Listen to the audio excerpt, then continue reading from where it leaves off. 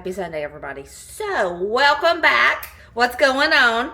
So, I started Sunday supper last night, so I'm going to roll that clip. For a side, I decided to make an everything potato salad, and you'll see why this is called everything potato salad. So, I just diced up and peeled about 7 potatoes, I would say. I never really measure potatoes.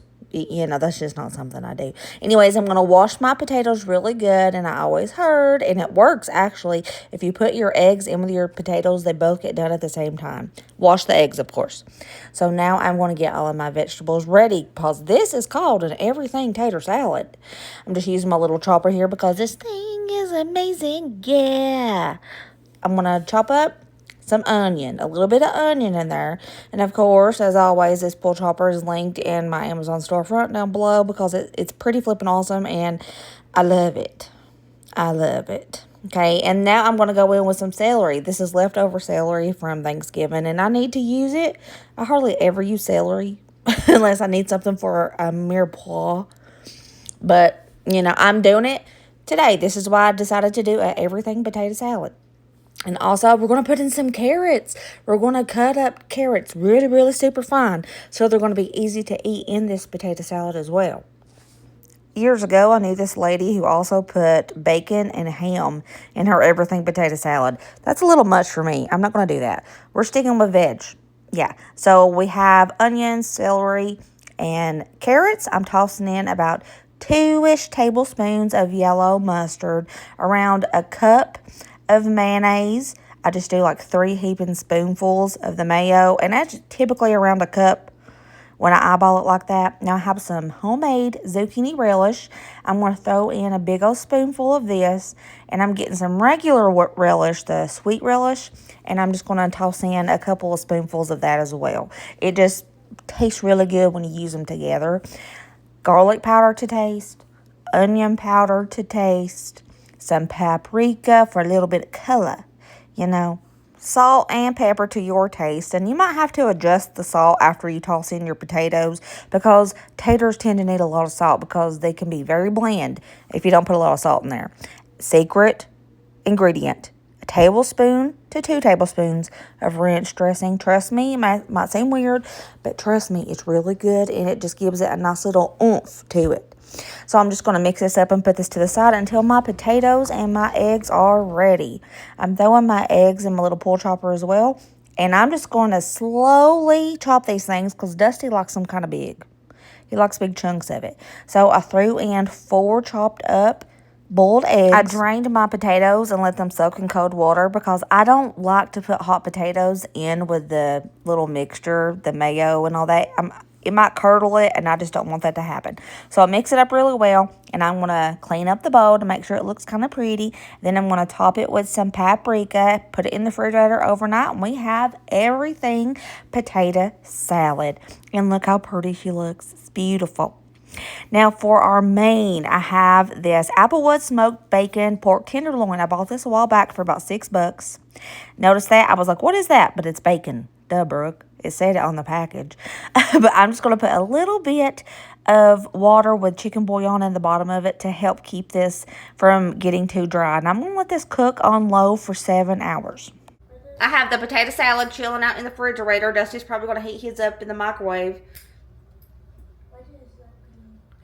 But anyways, that's besides the point. I have that pork tenderloin. It's still going in the microwave. It's on its last 30 minutes.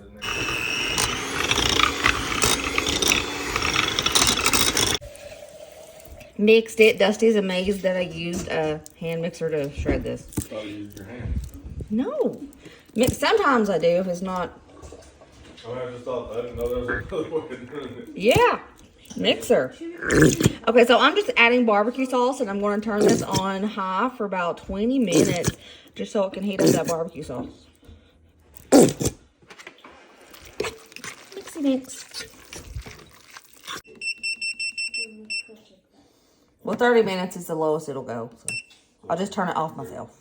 I have to make something else, and this is because it's a necessity. And When we have Sunday supper, we always save the leftovers because there's always leftovers, and we have it for lunch the next day, or everybody just snacks on it during the entire day. So none of this goes to waste, and I have to make this. So I'm just going to include this in today. Oh my gosh, there's so many. I'm going to include this in today's Sunday supper, and we'll probably just have it for leftovers tomorrow for lunch and probably dinner, because this stuff is really good. So I have some chicken that I need to use. I thought I put this in the deep freezer, but I didn't. It got pushed to the back of the fridge and it was hiding. And Ryder did it because his snacks were sitting in front of it. And I just happened to see it. So I have to use this today. It goes out of date tomorrow. I could freeze it. Do I want to freeze it? I don't want to freeze it right now. And it'll give everybody options. Like if they don't want pork, they can have chicken. And plus, this will actually help me tomorrow. I can just bring this back out. This heats up really well. And I won't have to cook. We can have a leftover day. So that's okay with me. So, and now that I'm thinking about it, I might take Vicky and Chris a plate. Or have them come over. It's their anniversary weekend. I don't know if they'll be home. I might have to take them their plate. We'll see. We'll see how it goes. But we're going to make the Copycat Cracker Barrel chicken and broccoli casserole. So good. It is so good. But this recipe calls for Campbell's, what is it? Cheddar soup? It calls for Campbell's cheddar soup.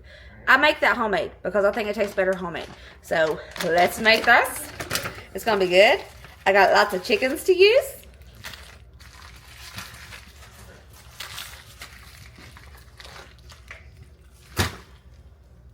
Whatever doesn't fit in the casserole dish, I'll put it in the freezer. I'll do that. Because there's supposed to be 10 in this pack. And I've already used 5 of them. 3, 4, 5. There's 7. 10 in the pack my butt. Hold on. Yeah, it says 10 chicken breasts. I've already used 5. I made chicken marsala with these the other day, and everybody got 1. So they put 2 extra in this bag. Thank you, Purdue, for the free chicken. Anyway, let's get this going. By the way, you're going to hear Dusty and Colin in the background. They're building a gingerbread house. It's Minecraft. Yeah.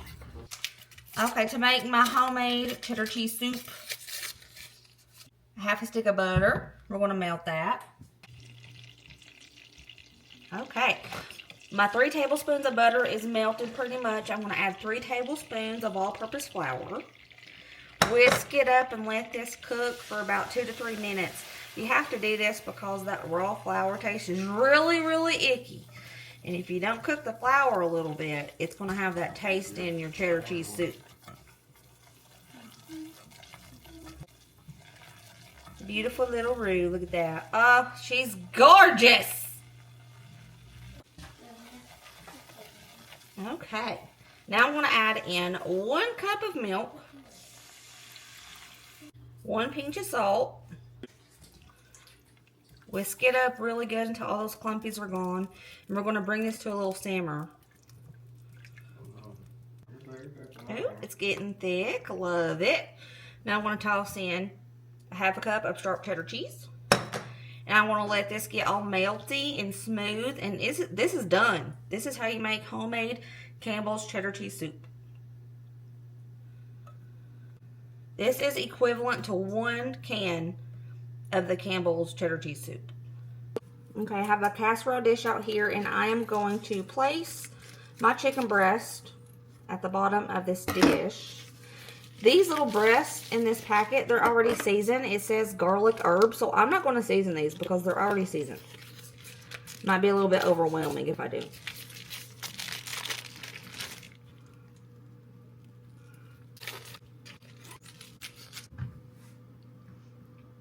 Perfect. I put all of those chicken breasts in here after all.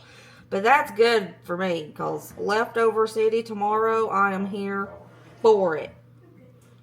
We're bringing back the cheddar soup. This is equivalent to 1 can, as I said. So if you're using the canned Campbell's cheddar cheese soup, go ahead and pour that into a bowl. And you're going to add a half a cup of milk. And whisk it up. Whisk it up till it's smooth. This is probably the easiest copycat recipe I have ever made in my life. It is so simple. Now we are going to put that cheddar cheese soup all over top of the chicken. Smooth it around so it's on top of every little piece of chicken.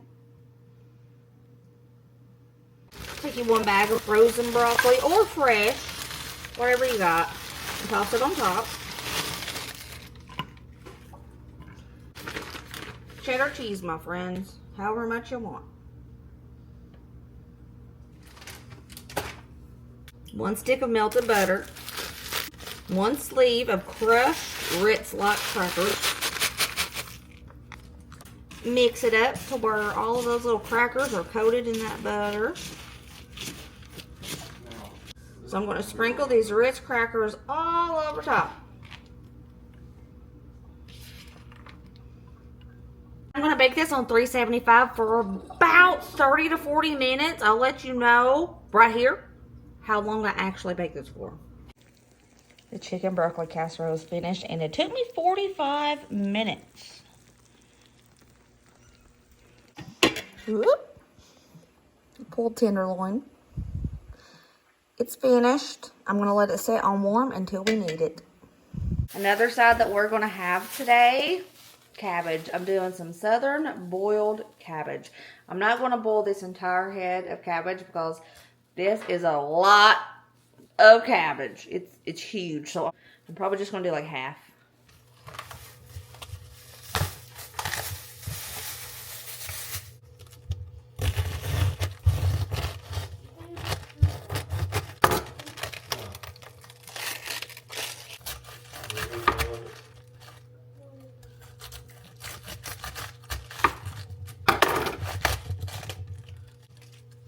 I took out the stem because that's not fun to eat.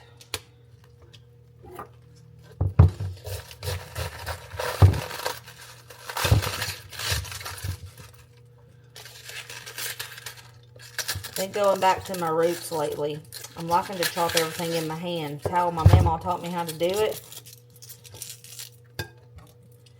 It just feels like home. I know that's weird, but I'm being serious. I feel like my food will taste better if I cut it by hand and just do it all like this.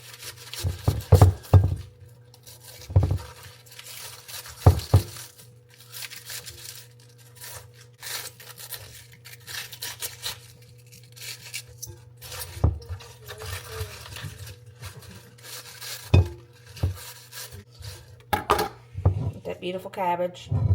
All right, I'm going to wash this real quick. I have a big old pot here, and I'm just going to toss in my cleaned cabbage.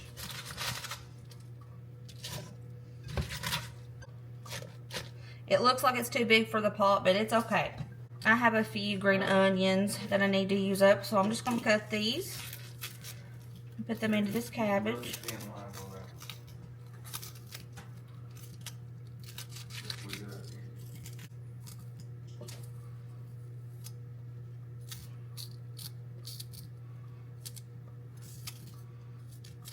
A big heaping spoonful of minced garlic. I'm going to pour in enough water till it's about an inch from the edge.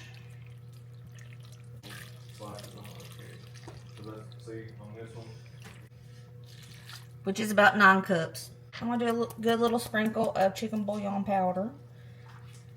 About a tablespoon and a half. You can use fresh bacon here and just slice it up, throw it in there.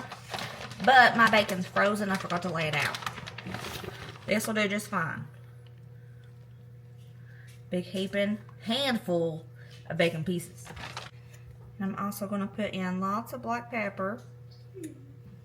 No salt because I put in chicken bouillon powder and that's salty. No garlic powder because I put garlic in it. No onion powder because I put onion in it. Now let's turn it on and bring this to a low boil. I don't want it to go all vigorous and crazy. I want it to be a nice, soft boil.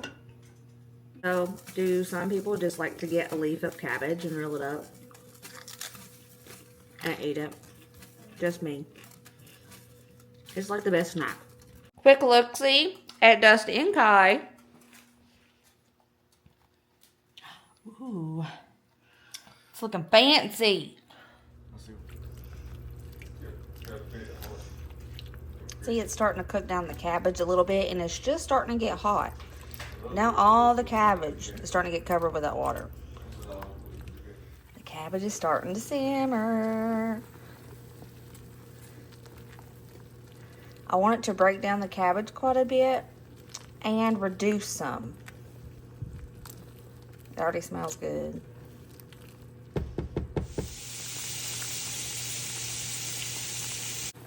I must say, that cabbage is looking delectable. The water in the cabbage has reduced quite a bit, at least by an inch. So I'm going to go ahead and call these done. Southern boiled cabbage. I put a little bit of bacon pieces on top for pretty. And a little bit more pepper.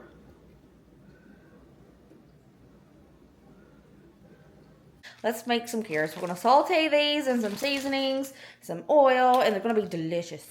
I'm going to add the oil to my pan first. I'm not going to turn it on yet though, because I want to saute these really slow, because I don't want them to get crispy on the outside but be hard on the inside.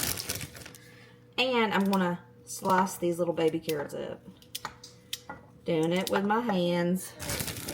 Told you my ancestors were calling to me. Alright, chop things in your hand.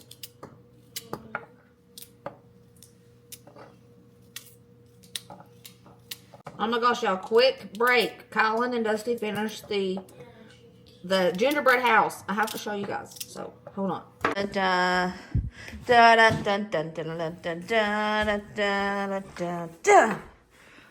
Oh, holy smokes. That is cool as heck. Are they fighting each other? Mm-hmm. Yeah. Good job. Thank you. You proud of it? You did good. High fives. Huh? Yeah. I know. Daddy helped. He gets a high fives too. Back to the carrot cutting. Colin has a super cool gingerbread house. Minecraft, creepers, all the above. I think this is going to be enough carrots after I cut these last two here.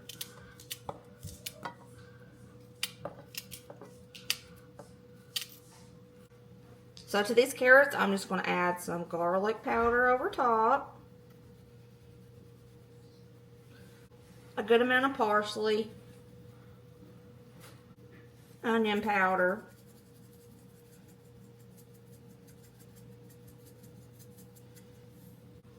Black pepper. And a good pinch of salt. And I'm just going to saute these really slowly. I love carrots, and these look so good already, and they're not even cooked.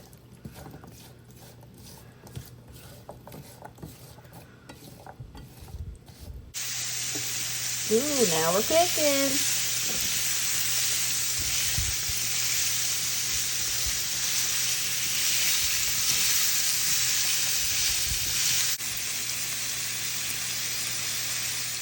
I put a lid on the carrots just so it could help them get tender.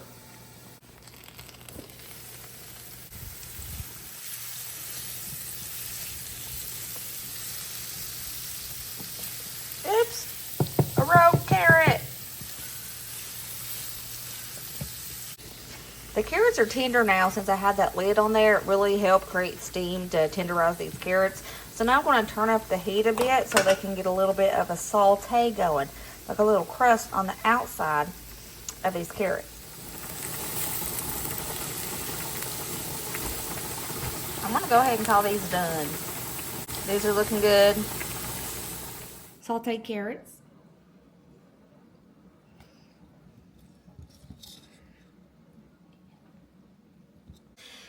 So the kiddos have requested mac and cheese. I wasn't going to do mac and cheese because we already have one cheesy thing over here, the cheesy chicken. But it's Sunday supper and they requested it. I guess. I'm only going to do a half batch of the mac and cheese if they want, so I'm going to use half a bag of pasta. I think a full batch is just unnecessary with everything else that we got going on. A half batch will do. The pasta is done and I drained it, and I'm going to add 1 cup of half and half, 2 tablespoons butter, 8 ounces of Velveeta cheese, black pepper, pinch of salt.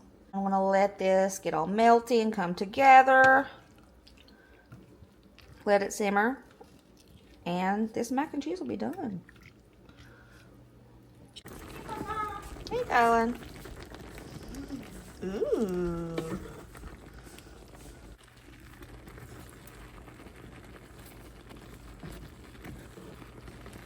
The mac and cheese is still popping hot. This will thicken up as it cools. That tater salad that we made last night. Barbecue pork, and I set out some sweet Hawaiian rolls for anybody who wants them to make a sandwich with this. You guys are probably wondering, Brooke, where is the dessert? Sunday suppers always have to have dessert. Well, we are going to have some Christmas candy for dessert. Ryder, Braden, and Colin all made their favorite Christmas candies, and that's a video that you guys are going to see on Wednesday. And here that is. So we have all of this candy, and that's going to be the dessert that everybody just picks around and eats on. Sunday supper's done. Plus Colin's little Minecraft gingerbread house. Hello. We had to have that.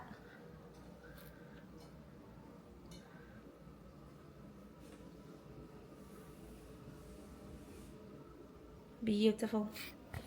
There we go. Another Sutherland Sunday supper.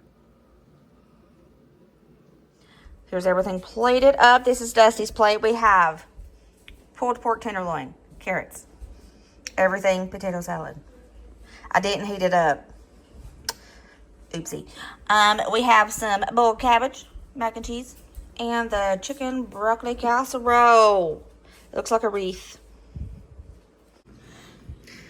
Dusty's on his second serving of the boiled cabbage before he ate hardly anything.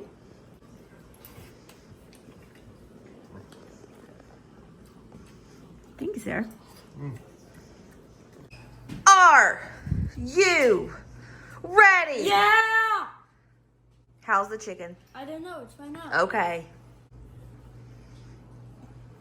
Is it good? Oh, he's out. He's out. Hello. I'm going to do a couple of taste testings on this because I am a hard critic on myself.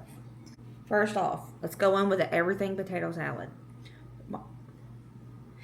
Y'all, I literally just tried to blow this. This is cold.